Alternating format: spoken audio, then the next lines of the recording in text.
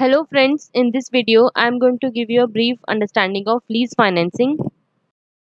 The following topics we are going to cover in this video. Let us understand the meaning of lease financing. A lease transaction is a commercial arrangement whereby an equipment owner or manufacturer conveys to the equipment user the right to use the equipment in return for a rental. So basically, a lease agreement is a contract between two parties, the lessor and the lessee. The lessor is the legal owner of the asset, while the lessee obtains the right to use the asset in return for regular rental payments. The lessee also agrees to abide by various conditions regarding the use of the property or equipment. For example, a person leasing a car may agree to the condition that car will only be used for personal use.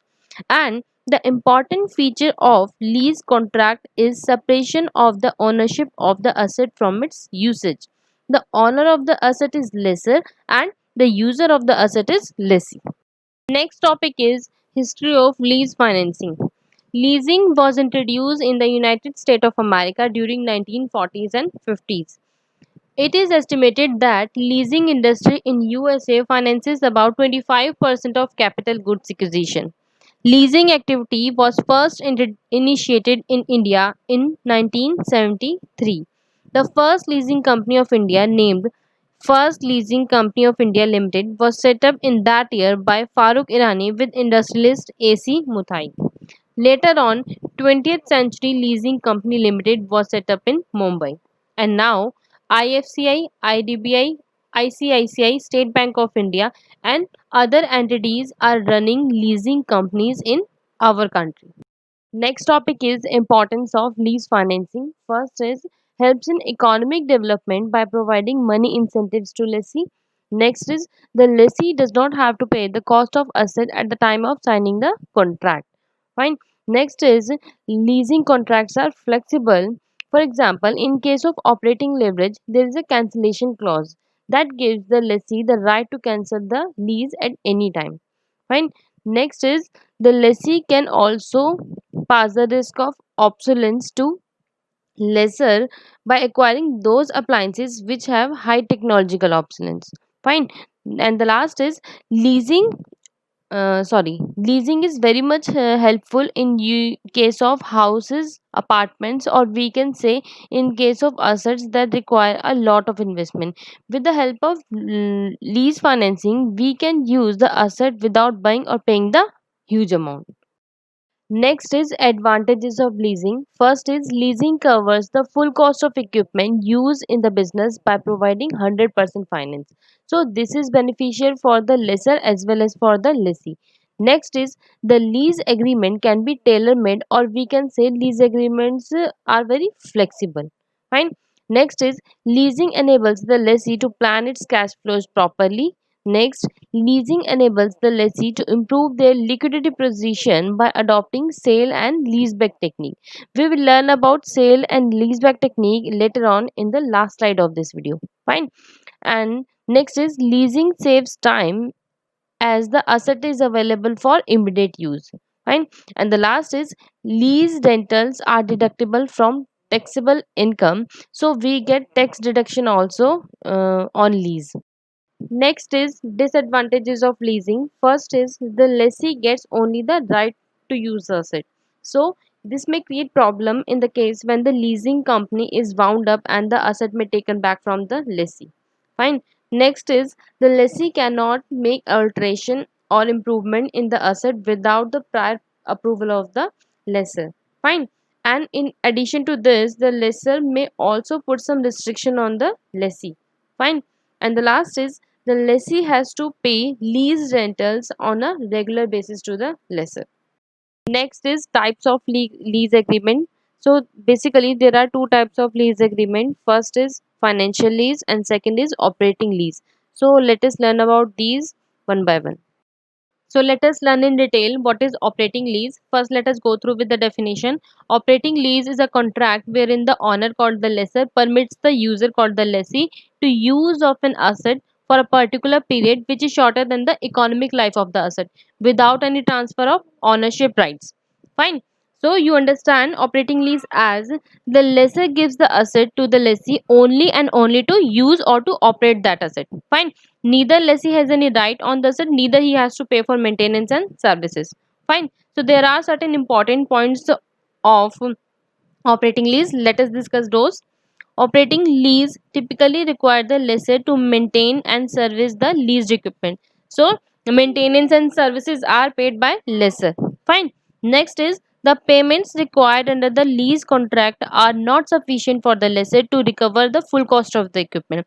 So, the lessor expects to recover all cost eventually either by lease renewal payment or by sale of the equipment.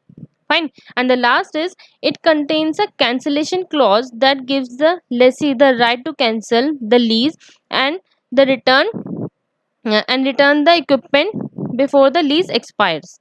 So this clause is very important to the lessee because it allows the equipment to be returned if it is rendered obsolete or is no more required. Next topic is financial lease. Financial lease is also known as capital lease. Fine. In financial lease, the lessee selects the item it requires and negotiates the price and delivery term with the manufacturer. Fine. The lessee then arranges to have a leasing firm, that is lessor, to buy the equipment from the manufacturer, and the lessee at the same time executes a lease agreement with the lessor. Fine. Under the financial lease, the lease payments are set up exactly the same way. The payments are just sufficient to fulfill the purchase price to the lessor plus a stated return on the lessor's investment. At the end of financial lease, the owner of the leased assets is transferred from the lessor to the lessee. Fine. And financial lease are different from operating lease because financial lease do not provide for maintenance and are not cancelable and are generally for a period that approximates the useful life of the asset and hence are fully amortized. Now let's have a look to the difference between operating and financial lease. First is the meaning. A lease in which all risk and reward related to asset ownership remain with the lessor for the leased asset is known as operating lease. In this type of lease, the asset is returned by the lessee after using it for the agreed upon lease term. Fine. And in case of financial lease, the risk and reward related to ownership of the asset being leased are transferred to the lessee. This basis of difference is ownership. In case of operating lease, the ownership of the asset remains with the lessor for the entire lease period. Fine. And in case of financial lease, the ownership transfer option at the end of the lease period is available to the lessee. The title may or may not be transferred. Fine. Next is reward, risk and reward. In case of operating lease, risk and rewards are with lessor, and in case of financial lease, risk and rewards with the lessee. Fine. Next is expenses borne. In case of operating lease, the lessee pays only monthly lease payment. Fine. And all the expenses are borne by the lessor. And in case of financial lease, the lessee bears the cost of insurance, maintenance, and taxes. Fine. Next is running cost to lessee. Running cost in an operating lease, no running or administration costs are borne by lessee, including registration, repairs, etc. Since the lease gives only the right to use the asset. Fine. And in case of financial lease, running cost and administration expenses are higher and are borne by the lessee. Next basis of difference is purchase option. In an operating lease, the lessee does not have an option to buy the asset during the lease period.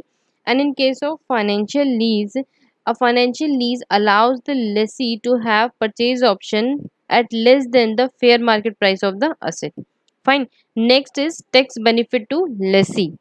Since an operating lease is as good as renting, the lease payment is considered as an expense. So no depreciation can be claimed by lessee. And in case of financial lease, the lessee can claim both interest and depreciation as financial lease is treated as a loan. Fine. Next is lease term. The lease term extends to less than 75% of the projected useful life of the lease asset.